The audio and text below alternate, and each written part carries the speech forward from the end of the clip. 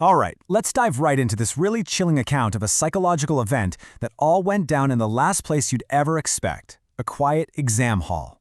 We're going to break down how a simple, everyday object became a vessel for a terrifying, contagious idea. And it all kicks off with this single, ominous line.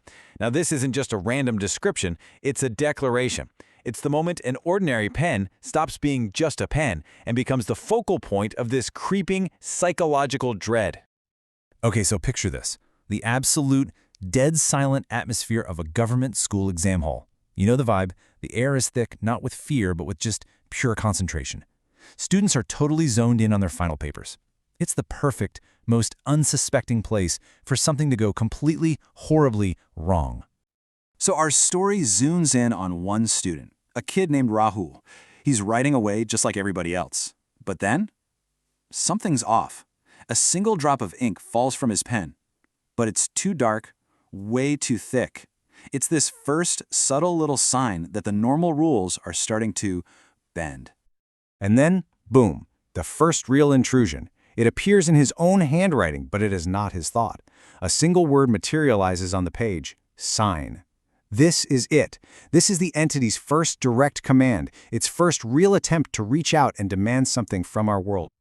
So, you've got this one isolated, bizarre incident.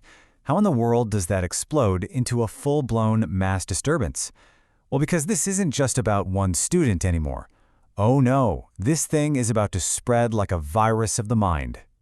And the way this contagion works is horrifyingly simple. It's this repeatable, four-step cycle.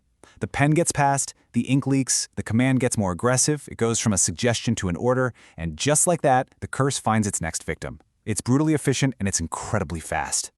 And this right here is a crucial turning point. The entity is escalating. At first, it was just a quiet suggestion to Rahul, but now, it's moving from host to host all on its own.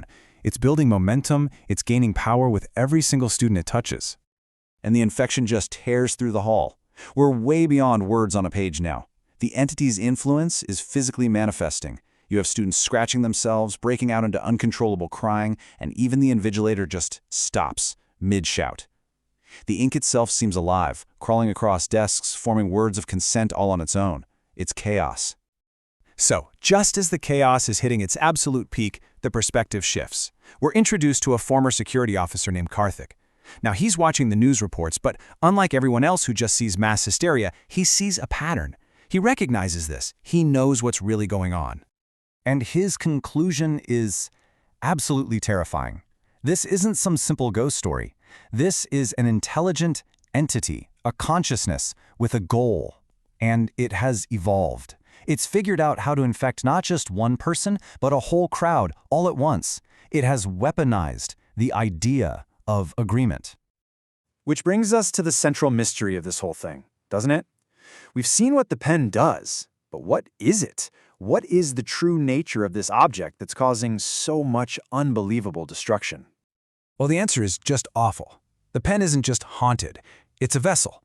Think of it like a psychic prison, containing these tiny, fragmented pieces of hundreds of lives, people from the past who are all forced to sign away their will. Every drop of that dark ink is literally a broken life. And that reveals the entity's true motive. You see, it isn't just trying to scare people, it's using the students in that exam hall to unify all those shattered souls, to forge them into one single, powerful collective voice through one final massive act of agreement. So let's jump back to that exam hall for the climax.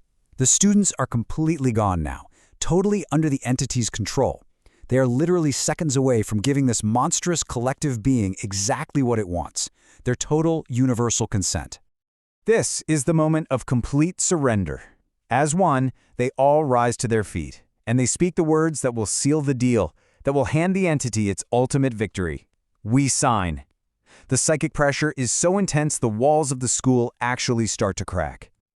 But Karthik's countermove is just brilliant. He gets it. The entity needs participation. It needs agreement. So he storms in, not with a weapon, but with an idea. He doesn't fight it. He simply observes it. He becomes a witness. He's introducing a counter-concept that attacks the very logic of the curse itself. And here it is, the fundamental rule, the loophole that governs this entire supernatural event.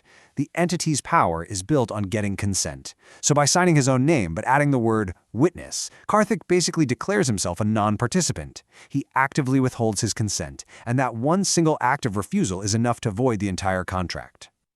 So, the screaming stops. The students collapse. They're alive. But the story is far from over. Let's look at what happens next, because the official story tries really hard to paper over a much darker and much more persistent reality. The world, as it does, just moves on. The school gets sealed up, the media gives everyone a nice, neat explanation, mass hysteria, and Karthik is left with a permanent physical scar. The evidence itself, the pen, gets locked away in a steel box. Problem solved, right? The horror is contained. And decades pass. The memory of what happened that day just fades into some bizarre local legend. But the box, that physical object at the very center of it all, it's still out there, just sitting silently in some dusty government archive.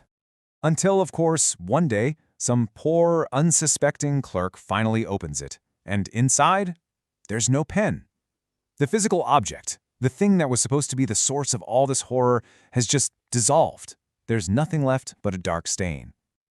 And this is the final, chilling truth that just redefines everything we thought we knew.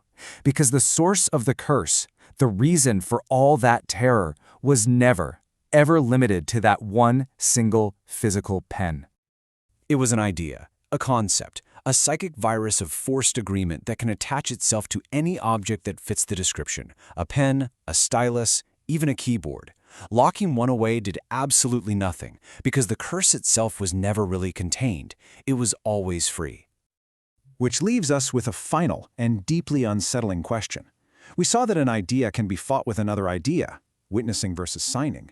But if the curse isn't an object you can just lock away in a box, if it's an intangible concept that can just reappear anywhere at any time, how do you ever really, truly stop it?